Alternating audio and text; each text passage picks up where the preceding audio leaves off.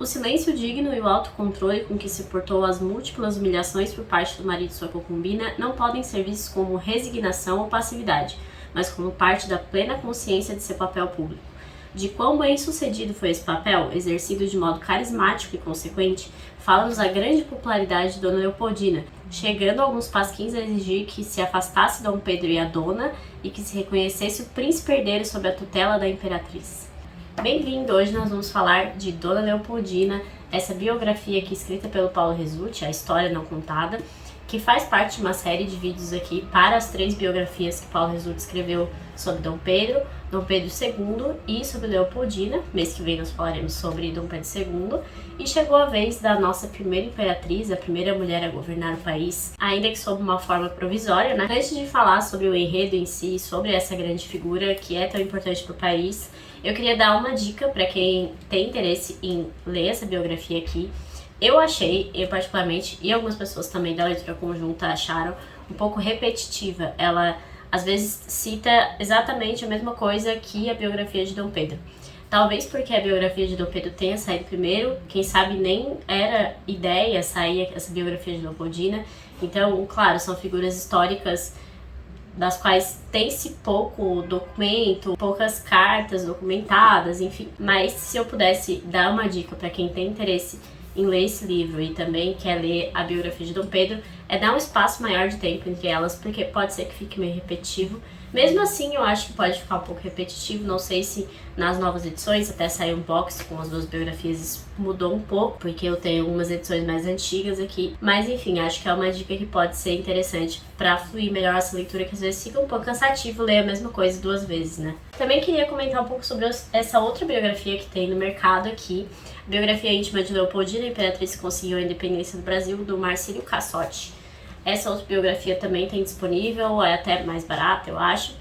E eu li umas 70 páginas, mais ou menos, dessa biografia e vi que ela é extremamente repetitiva em relação a essa aqui. Ou seja, você não perde muito conteúdo lendo uma ou outra. O que eu acredito que aconteça é que essa aqui, por ser um pouco mais nova, eu acho que foi escrita depois, ela tem mais documentos. Inclusive, essa própria biografia do Marcílio Cassotti é citada como fonte da biografia do Resutti. Então, não muda muito em questão de você ter o conhecimento sobre os fatos, sobre o que aconteceu efetivamente com a Leopoldina. A maior diferença que eu vi nessa biografia é a linguagem. Essa linguagem é um pouco mais fluida no sentido de ser uma narrativa. Aqui na biografia do Resutti a gente tem algo mais documental, algo mais jornalístico, por exemplo. E aqui você tem uma narrativa mais poética, digamos assim. Essa biografia aqui também tem algumas imagens que não tem naquela outra, mas é um detalhe assim, né? Pra leitura eu acho que não vai influenciar muita coisa. Por exemplo, aqui tem a madrasta de Leopoldina. Aqui vai ter uma imagem da Josefina, a primeira esposa de Napoleão. Aqui uma foto da Maria Luísa, que acabou casando com Napoleão. Depois a gente vai comentar um pouco mais sobre isso. Esse aqui é o filhinho dela, ó, com Napoleão, Maria Luísa e Napoleão, né? Enfim. Mas é uma edição também bem interessante. Eu não acho que valha a leitura integral de ambas, né? Mas se você prefere uma leitura mais fluida, mais narrativa e menos assim documental da história, talvez seja interessante optar por essa daqui. Se você quer ter acesso ao máximo possível de informações, eu recomendo a Resutti mesmo.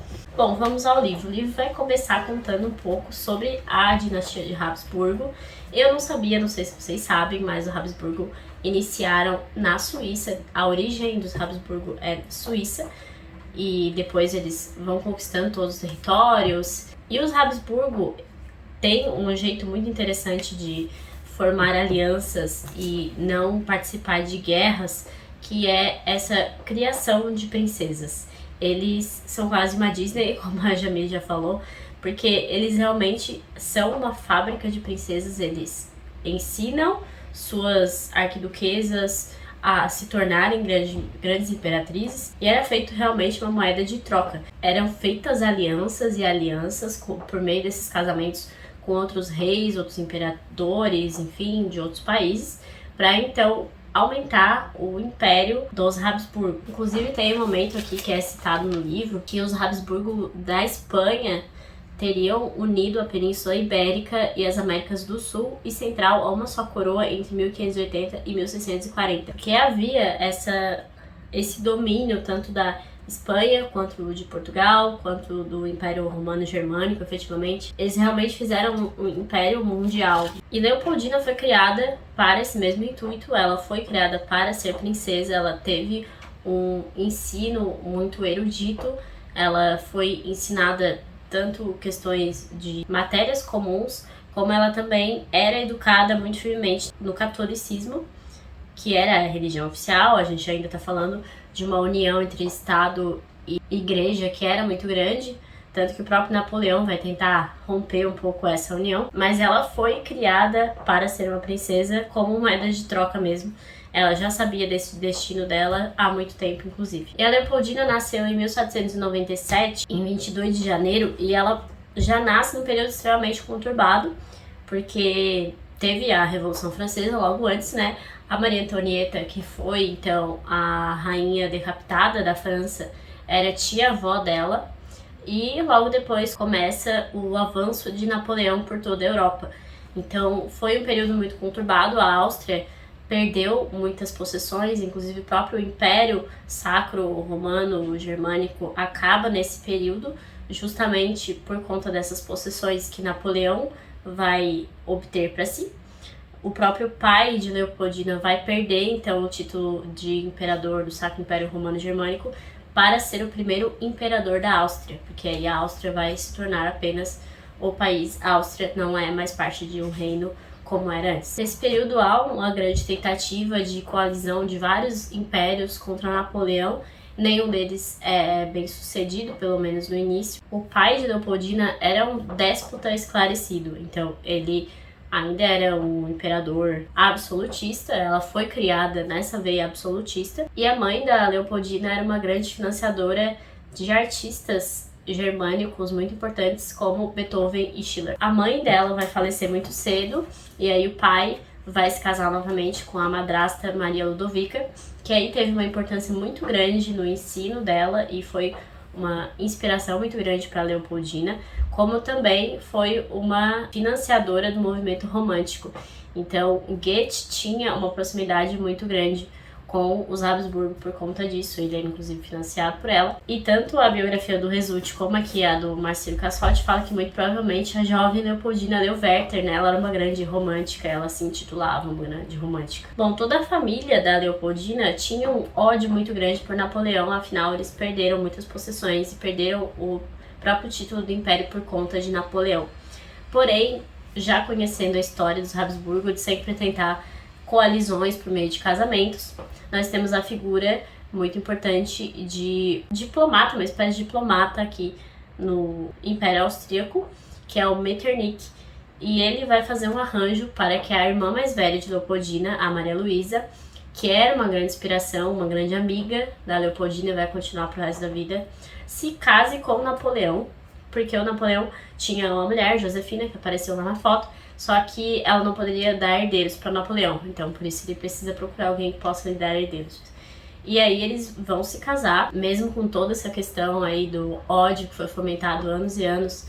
Foi um grande choque, inclusive para as pessoas da própria família Habsburgo, mas é assim que sempre foi feito nessa família, essa moeda de troca das suas princesas, para criar essas alianças políticas e tentar manter o império o máximo possível. Bom, depois de um tempo, Napoleão vai acabar perdendo uma guerra famosa, que é a Batalha de Waterloo. Vai falar mais sobre isso na biografia dele, enfim, estamos todos ansiosos para ler mais sobre Napoleão.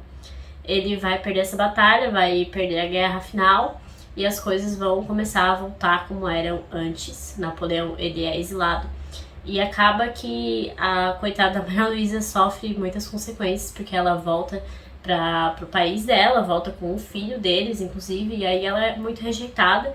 Inclusive, em algumas situações públicas, os pais faziam com que ela não aparecesse para não ter esse sofrimento por conta de todo esse histórico com Napoleão. Nesse mesmo contexto acontece o Congresso de Viena, onde os países europeus se uniram para redesenhar o mapa da Europa pós-Napoleão, né? E a Leopoldina vai ser muito ativa nesse congresso, ela vai mandar várias cartas contando coisas engraçadas que aconteceu nesse congresso, falando mal, falando bem, de alguns governantes que lá compareceram. E aí já nesse contexto a gente tem Metternich procurando alguém para se casar com Leopoldina, e uma das opções que aparece então é Dom Pedro, o herdeiro do Reino Unido de Brasil, Portugal e Algarves. Esse casamento foi bem visto pela Áustria por conta da saída da família real de Portugal para o Brasil. Então o Brasil se tornou de fato um país, era possível enfim comercializar com o Brasil, e eles vislumbravam essa possibilidade de acordos comerciais entre Áustria e Brasil e portos brasileiros. Então se via com bastante interesse esse casamento entre Leopoldina e Dom Pedro. E é muito interessante ver como Leopoldina era extremamente iludida em relação ao Brasil, tanto porque ela tinha um interesse muito grande por ciências, ela tinha um grande conhecimento sobre botânica, estudava muito sobre botânica. Então imagina para alguém que mora na Europa sem acesso ao conhecimento, o Brasil realmente deveria parecer um paraíso, porque, enfim, fauna e flora. Inclusive, nesse próprio contexto, a gente tem esse livro aqui, O Viagem de Goethe ao Brasil, que vai citar a Imperatriz Leopoldina, tanto na viagem que ela fez para o Brasil depois, que ela vai levar uma expedição de cientistas para fazer pesquisas em relação à fauna e à flora. E o Goethe também era um grande conhecedor de botânica e conhecedor de muitas coisas além de literatura, ele era muito erudito.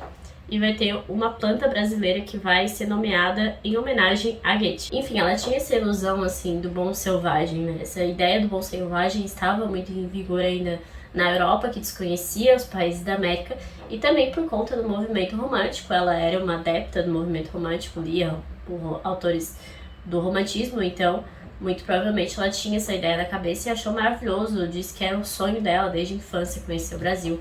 E aí vai começar toda uma viagem que ela precisa passar pela Itália e depois chegar a Portugal e depois viajar para o Brasil.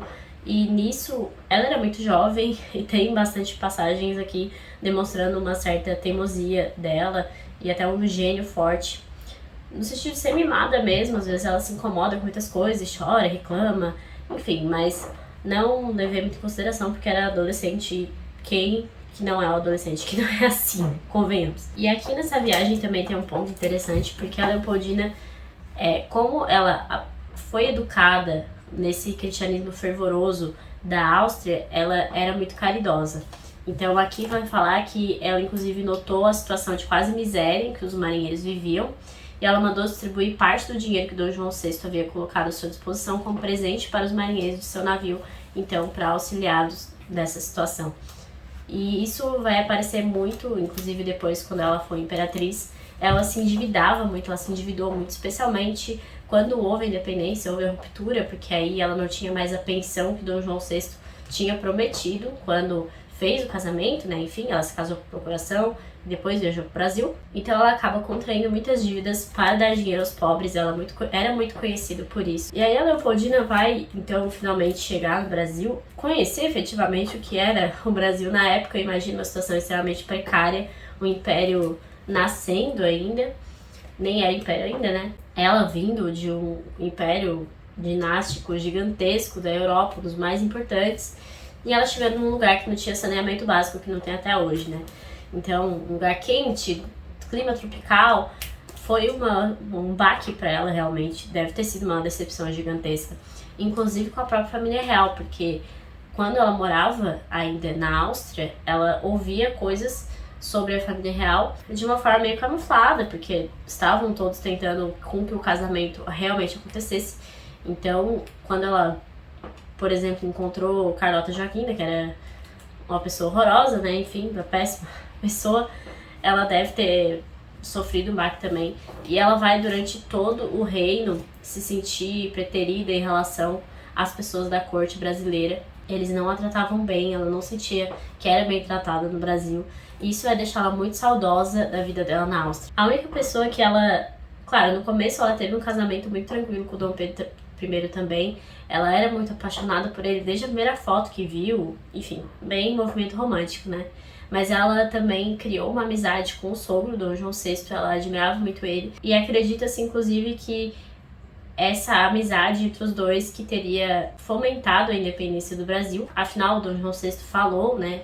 Preferia que a independência ocorresse por seu filho e não por pessoas desconhecidas, possivelmente eles teriam conversado sobre isso antes de ter acontecido. E aí aqui a gente vai falar um pouco sobre a influência da Leopoldina nas situações importantes aí do governo brasileiro, que foi o Dia do Fico, que ela foi muito influente para que Dom Pedro ficasse quando Dom João VI retornou a Portugal. Isso também tem relação com a amizade dela com o Dom João VI, e especialmente na independência, que como lá, quando eu já conversei sobre a biografia de Dom Pedro estava viajando, estava em São Paulo na época da independência, e ela ficou como regente, ela que chamou o Conselho de Estado quando recebeu cartas de Portugal dizendo que pretendia que o Brasil voltasse a ser colônia, enfim.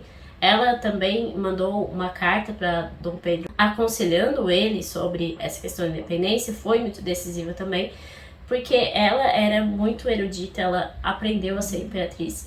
E isso era uma grande diferença que tinha em relação a Dom Pedro, porque Dom Pedro não era primogênito, e ainda que fosse, Portugal não era um império organizado como era o Império Austríaco. Então existia uma grande diferença de educação entre os dois, que era uma coisa que Dom Pedro prezava também, era ouvir os conselhos de Leopoldina, muito diferente do que era a relação do João VI e Carlota Joaquina, por exemplo, que tinham polos distintos de política, né? Dom João VI começou uma abertura um pouco liberal, enquanto Carlota Joaquina era extremamente absolutista, inclusive apoiou o golpe de Dom Miguel em relação a Dom João VI, o próprio marido, enfim. Leopoldina não. Ela, inclusive, criou uma amizade muito grande com o José Bonifácio, que é uma figura muito importante da independência, e aparentemente, pelo que diz aqui a biografia, foi com essa amizade que ela começou a mudar os ares, assim, porque ela foi criada na veia absolutista, enquanto que o movimento pela independência era um movimento com uma veia mais liberal, e próprio Dom Pedro tinha uma veia mais liberal. Mas quem realmente começou esse movimento de independência, inclusive conversando com Dom Pedro para que ele aceitasse também esse desígnio, foi a própria Leopoldina. Disse aqui que ela mudou de ideia em relação à ruptura entre Brasil e Portugal antes de Dom Pedro. Imagine a importância que ela teve em relação a esse movimento, pouco se fala nisso, né? Só para ter uma ideia da erudição da Leopoldina, que vai falar que Goethe é o seu poeta predileto, que antepõe a Schiller, sua língua preferida é principalmente a alemã, que escreve com correção, ama a literatura alemã mais que todas as outras, posto que português e francês escreva e fale com a língua materna, e além destas também fala e escreve em latim, espanhol, inglês, italiano, boêmio e húngaro. Provavelmente seria a Dona Leopoldina no Brasil a dama que fala maior número de línguas. Então ela era excepcional, especialmente ao lado de Dom Pedro, considerando que Dom Pedro não tinha tanta educação assim, se a gente pensar. A influência direta de Leopoldina na política brasileira teria se reduzido ou quase terminado na época da Assembleia Constituinte, que foi a Assembleia fechada por Dom Pedro para depois ser outorgada a Constituição. E em relação a isso, o Paulo Resulti vai comentar aqui na biografia que tanto Dona Leopoldina quanto Dom Pedro acreditavam que os políticos, na maioria das vezes, estavam mais preocupados em defender os seus direitos e as prerrogativas da classe alta de onde se originavam do que os direitos da população brasileira como um todo. Os imperadores pensavam e incutiriam isso em seus filhos, que fazia parte de suas obrigações velarem pelo povo, indo contra os políticos se preciso fosse. Achei isso muito interessante, porque até hoje a gente vê exatamente isso no cenário político, né? Uma grande data que foi muito importante para Leopoldina foi o aniversário da coroação de Dom Pedro como imperador, que foi em dezembro de 1823. Houve um desfile muito elegante em relação a essa comemoração, e o imperador se pôs à frente das tropas, fez as tropas desfilarem diante da esposa. E aí o Paulo Resulti vai comentar que Dom Pedro podia ser um desastre como marido, desatento, abrutalhado, extremamente grosseiro e sovina, mas sabia como se fazer encantador. Colocar-se à frente do exército e passá-lo em desfile diante da esposa foi, sem dúvida, um dos maiores momentos da vida de Leopoldina. Nessa parada, ele demonstrou reconhecimento à esposa perante o Rio de Janeiro em peso, por tudo que ele havia granjeado até então. Porém, mesmo com esse reconhecimento, a gente sabe que existe um grande problema na vida de Dom Pedro, ele se chama Domitila dos Santos, a Marquesa de Santos. E essa amante oficial causou muita tristeza a Leopoldina, principalmente pelas humilhações públicas que ela passava em relação a isso. Porque Dom Pedro chegou a viajar com toda a família imperial, com a imperatriz Maria da Glória, a filha deles, e a Marquesa de Santos junto no mesmo navio. Então, eram situações muito humilhantes pelas quais a Leopoldina passava. E tudo isso foi cansando ela de uma forma muito grande, porque pense que ela foi ensinada a ser imperatriz desde sempre. Ela foi ensinada a aguentar todos esses percalços para manter o império, para manter a integridade do governo. Isso ela aprendeu, e isso ela fez até o fim de suas vidas. Mas ao mesmo tempo ela era essa moça romântica, ansiava por um amor, por uma vida fraterna. E aqui no livro diz que o pior sofrimento que ela passava em relação a Domitila dos Santos era justamente o fato de que a filha deles, a duquesa de Goiás, a filha de Dom Pedro com a Domitila, ficava com os filhos dela, e ela achava aquilo uma afronta, eles terem que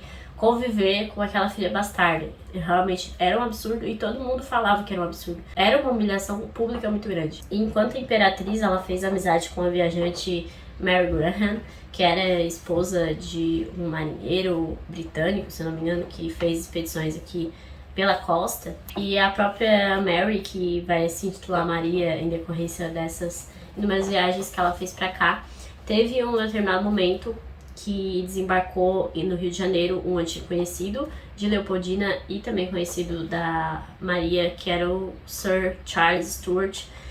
E ele acaba se dirigindo a Domitila, como muitos políticos acabavam fazendo, porque ela tinha uma influência tão grande no governo que às vezes era mais fácil você recorrer a ela do que recorrer à própria imperatriz Leopoldina. E aí a Maria Graham vai ficar abismada com isso. Ela vai falar aqui que nunca poderia perdoar Sir Charles uma coisa. Seguindo, como supõe, o costume das cortes europeias, cedo começou a dar grande atenção a Madame de Castro, e não posso deixar de atribuir a sua atenção nesse setor o reconhecimento público como amante e a consequente mágoa nos insultos feitos à imperatriz. Então era uma coisa pública, era uma coisa escrachada e que fazia a Leopoldina sofrer demais. Ainda sobre essa posição dela em relação a Domitila, o livro aqui vai falar que a maneira natural dela de se portar em público em relação à amante e à duquesa de Goiás aumentaram ainda mais a sua popularidade. A dedicação de Dona Leopoldina e seus sacrifícios pela monarquia brasileira eram superiores a qualquer prazer em prol de sua felicidade pessoal. E isso aqui para ela que era o maior objetivo, era sempre a corte, era sempre o trabalho dela, via realmente como uma função pessoal dela acima de qualquer sentimento dela. Então era uma coisa realmente muito nobre e também muito sofrida. E aí, aliado a todo esse sofrimento de Leopoldina, alguns acontecimentos na corte brasileira a fizeram sofrer ainda mais, que foi o falecimento de Dom João VI. E com o falecimento de Dom João VI, houve toda essa questão da abertura do trono, que é quando Dom Pedro vai abdicar em favor da filha Maria da Glória, que era primogênita de Leopoldina. Então ela vai perder de uma vez só praticamente o sogro, com quem ela tinha uma amizade muito grande, ela considerava quase que um pai também, e a própria primogênita, porque ela vai ser enviada para a Europa para assumir esse trono, que no fim nem é assumido, porque o Dom Miguel, o irmão de Dom Pedro, vai dar o golpe, né? Tudo isso aliado ao grande prestígio que a duquesa de Goiás recebia do imperador, foram deixando ela cada vez mais deprimida. Ainda nesse período houve uma reaproximação de Leopoldina e Dom Pedro, tanto que ela é engravida novamente. No mesmo período vai eclodir a Guerra da Cisplatina, então Dom Pedro precisa viajar para o sul. E nesse período todo, com a gravidez complicada, com a ausência de medicina especializada no Brasil, era uma situação realmente muito difícil de lidar. A viagem de Dom Pedro, todo o sofrimento que ela passou por todo esse período, ter que aguentar a Marquesa de Santos desfilando como se a imperatriz fosse de um lado para o outro no Brasil, recebendo políticos, tudo isso desgastou Leopoldina de uma forma muito grande. E aí ela vai sofrer um aborto, e esse aborto teria sido a grande causa do falecimento dela. No dia 11 de dezembro de 1826, ela morre muito jovem, né? E o falecimento dela é quase como que a criação de uma mártir do Brasil, porque as pessoas viam, e aqui narra muito sobre isso, de que as pessoas, a população brasileira, via ela como uma grande mãe, uma grande protetora. Tanto é que com a morte de Leopoldina, Dom Pedro, assim como Napoleão, quando trocou Josefina por Maria Luísa, perdeu também a sua boa estrela. Sem a esposa benevolente, caridosa e majestática para contrabalancear a rudeza, os ímpetos de ira e a falta de educação do imperador, a popularidade deste, aliada aos problemas do império, decaiu vertiginosamente. O próprio falecimento da Leopoldina como um grande baque na vida de Dom Pedro aliado dessa impopularidade dele por conta da Marquesa de Santos, foram também grandes motivos para a queda de Dom Pedro como imperador do Brasil. E é aqui no falecimento de Leopoldina que a gente vai ver Dom Pedro realmente apaixonado, depois de tanto fazer ela sofrer na própria busca por outra imperatriz, porque ele vai ter que procurar outra mulher, e é muito difícil por conta de todos os boatos correndo em torno da própria Marquesa de Santos. Ela vai se mudar, inclusive, ela quase foi mandada embora do país para que ele conseguisse casar novamente. A imagem de Leopoldina fica muito ainda a Dom Pedro, porque ela, mesmo tendo sofrido tudo isso, porque por conta dessas paixões ridículas de Dom Pedro, ela foi uma inspiração muito grande, uma pessoa muito importante para ele, tanto nesses eventos importantes, o FICO, a Independência, como também uma grande conselheira para ele, uma conselheira mesmo política, inclusive, e também a mãe de seus filhos, uma pessoa que deu uma educação muito boa para os filhos, tanto que a gente vai ver depois Dom Pedro II sendo muito parecido com ela em alguns aspectos, nessas questões de ser um grande erudito, ser muito inteligente, diferentemente do que foi o pai, do que foi Dom Pedro I. Aqui no final do livro ainda tem um texto muito interessante, A Primeira Imperatriz do Novo Mundo, de Viviane Tessitor, mestra em História Social pela Faculdade de Filosofia, Letras e Ciências Humanas da USP, que foi de onde eu tirei o trecho que eu li lá no começo. Faz um resumão sobre essa vida de Leopoldina e sobre como ela foi muito importante, como a imagem dela é muito importante para o Brasil Império, que infelizmente a gente perdeu muito em decorrência da República, mas que livros como esse fazem a gente rememorar um pouco. E aqui vai falar que em carta ao pai, Francisco I, datada de 6 de abril de 1823, revela o modo como, a partir do processo vivido, reinterpretou, independentemente da concordância de sua casa de origem, aquela que a sua formação lhe apontava como a principal missão da sua vida: representar dignamente a ideia monárquica, servir a seu povo e fazê-lo feliz. Esse era o grande slogan, o grande motivo de vida de Leopoldina. E para isso, inclusive, ela foi contra ideais absolutistas, ela foi favorável a ideias liberais que levaram à independência do Brasil, e foi essa grande conselheira de Dom Pedro. Graças a ela, declarou a independência, que graças a ela decidiu ficar no país, e por isso a gente deve muito a ela, como grande imperatriz, como grande mulher que ela foi, mulher muito caridosa, benevolente, e também muito erudita, muito inteligente, que deixou aí tantos frutos em relação ao Império Brasileiro. Bom, é isso, fica aí a indicação dessa biografia aqui da Imperatriz Leopoldina, também fica a indicação dessa biografia, se você estiver em casa, qualquer uma das duas vai ser muito edificante para você aprender um pouco sobre a nossa primeira governante mulher e sobre essa grande figura que merece realmente muito reconhecimento. Espero que vocês tenham gostado. Se vocês gostaram, não deixe aí de deixar uma curtida, de se inscrever no canal e até a próxima!